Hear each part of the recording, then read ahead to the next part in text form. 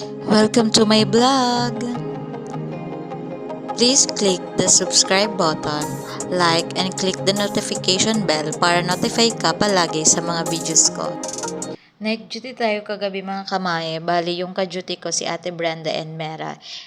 Bali 12:30 na ng umaga, bali 11 yung patient namin mga kamami. Bali kung makikita nyo mga kamami, napakakalat ng station namin. Wala pa kaming mahanap na IW. Kaya tignan nyo, sobrang kalat talaga mga kamami. Bali mga 2 AM na nakaramdam kami ng antok, bali hindi naman na kami busy mga kamami, kaya napagdesisyon na din namin mga kamami na umidlip na. Bali binawasan lang din namin yung ilaw mga kamami. Bali tulog na muna kami mga kamami. Bali kinaumagahan mga kamay, bago kami umuwi, kumain muna kami ng breakfast dito sa canteen. Bali, syempre mga kamami, for the utang na naman tayo kasi oras di peligro na. Medyo matagal-tagal pa kasi mga kamami yung sahod natin. Kaya kailangan din natin magtipid. Bali, sumabay na din sa amin si Red mag-breakfast. Bali, morning duty siya ngayon. Kain tayo mga kamami. Bali, masarap yung ulam natin ngayon mga kamay. Bali, meatloaf and footlong mga kamay. Bali, yung rice ko mga kamami, nilagyan ko lang ng konting toyo para merong lasa naman mga kamami.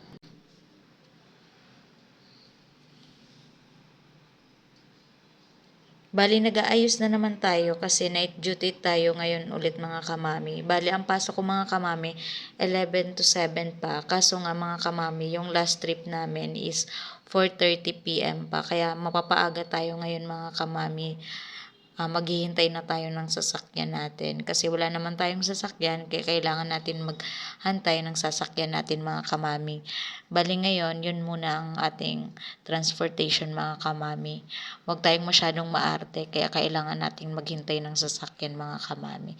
Ayan, bali nag-aayos na ako. Bali, for the kikay tayo ngayon, kaya naglagay-lagay lang din ako ng pa-flower sa hair ko. Ayan.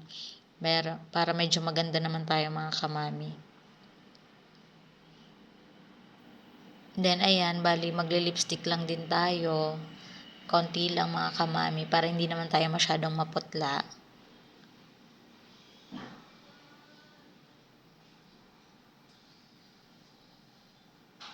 And then, maglalagay lang din ako mga kamami ng konting blush on. Para hindi tayo mukhang maputla. Bali, ang taba ko pala mga kamami pag naka-side view.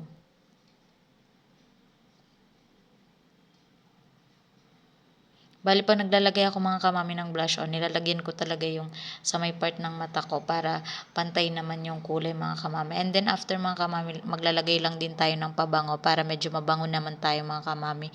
Hindi naman tayong amoy pawisin. Ayan.